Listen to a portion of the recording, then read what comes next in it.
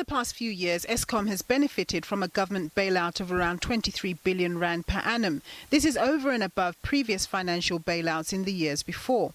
And with concerns around Eskom being too big to fail, more support to the tune of tens of billions of rand is expected in the coming years. State-owned entities in South Africa in general are in crisis. The until recently self-sustaining Transnet recently reported a loss in excess of 8 billion rand, due in large part to the impact of COVID-19.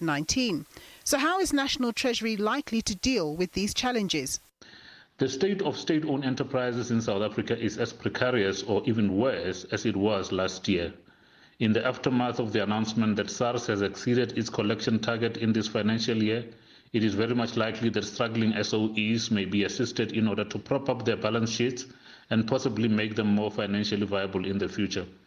Many would argue that such an approach would be foolhardy, throwing good money that should be invested in more other pressing policy prerogatives. For some, the politically sensitive P word, also known as privatisation, is the only way to go in dealing with some of the country's battered SOEs. In the medium-term budget policy statement, we expect the Minister to at least announce some sort of idea as to what they expect or are going to do with the state-owned enterprises. I don't think he will be the one announcing any privatization, but it will make sense if the Department of Public Enterprises does allow privatization or at least sales of companies within companies of, for example, Denel, where we have no money to give them, so that at least some jobs can be saved.